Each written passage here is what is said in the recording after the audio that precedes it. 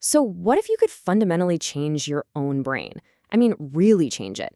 Today, we're diving into the science that shows it's not just possible, but that you can actually be the one directing that change. All right, let's get into it.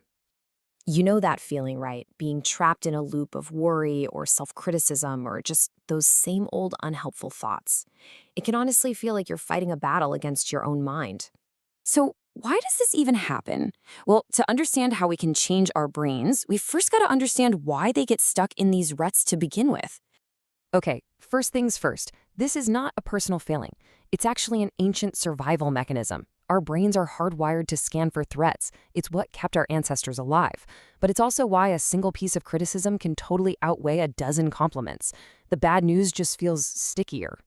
Now, over time, this constant focus on the negative creates something the research calls deceptive brain messages.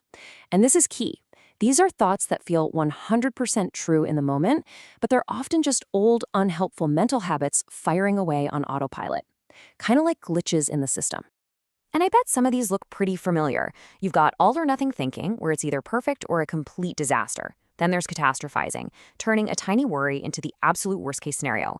Or how about discounting the positive, where you dismiss your own wins as just luck? Yeah, these are the mental grooves that keep us feeling stuck. But here's the thing. What if those negative pathways weren't permanent? What if they weren't carved in stone? Well, the good news is they're not, because your brain has this incredible built-in superpower. For centuries, we basically thought the adult brain was like computer hardware. Once it was built, that's what you got. Game over. But groundbreaking science has completely flipped that idea on its head. The new understanding is that the brain is way more like software. It's constantly being updated, patched, and rewritten by our experiences.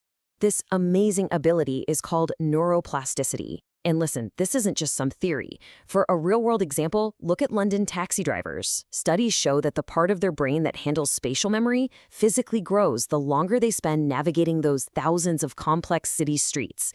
Their experience is literally, physically, reshaping their brain. The core idea here is so simple, but it is incredibly profound. Neurons that fire together, wire together. Every single time you repeat a thought or an action, you are physically strengthening a pathway in your brain. It's like walking the same path in a forest over and over.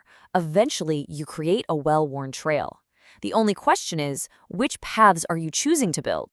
So all this science leads to a really powerful conclusion. If our brains are changing all the time anyway, what if we could become the architects of that change? What if we could consciously direct it? Well, as we're about to see, the answer is a huge, resounding yes. And that brings us to this amazing concept, self-directed neuroplasticity, or SDN for short. It's exactly what it sounds like. The practice of actively and intentionally using your own mind to rewire your physical brain. This is the tool that puts you right in the driver's seat. And the process itself is simpler than you might think. It's not about fighting your thoughts or wrestling them into submission. It's a three-step practice. First, mindful awareness. You just notice the thought. No judgment, just, oh, there's that thought again. Second, focused attention. You consciously shift your focus to something more constructive. And third, and this is the crucial part, consistent effort. You repeat it. You do it again and again. That repetition is what builds those new, stronger pathways. Okay, so this all sounds great in theory, but what does it actually look like in practice for real people with real problems?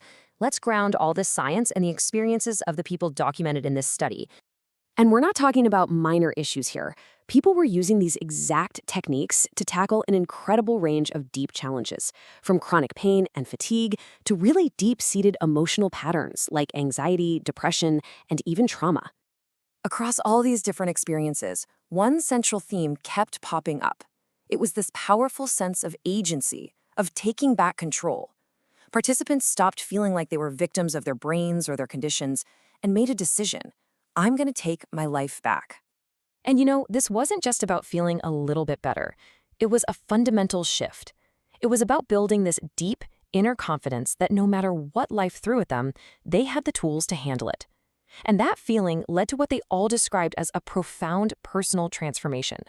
So when someone truly gets a handle on this, what does that transformation actually look and feel like? The stories are pretty remarkable. A lot of the participants in this study started from a place of feeling completely broken, just totally depleted, and defined by their illness, like they were just living off the scraps of a life they used to have. But then, through their own consistent, directed effort, they rewired their brains. They didn't just get their old life back. No, they built an entirely new one, creating a future filled with possibilities they once thought were completely lost forever. As one participant put it so powerfully, the change wasn't just minor. It wasn't a small improvement. It was a complete 180-degree turn, a total transformation of who they were and how they experienced their entire world. And I think that really brings us to the ultimate takeaway here. It's a message of profound hope. The very same organ that can trap us in these cycles of suffering also holds the very key to our own healing and liberation. So, we'll leave you with this final thought. Neuroplasticity isn't optional. It's happening right now as you're listening to my voice. Your experiences are shaping your brain moment by moment. That's not a choice. The only real question is, are you going to let it happen by default, or are you going to be the one in charge?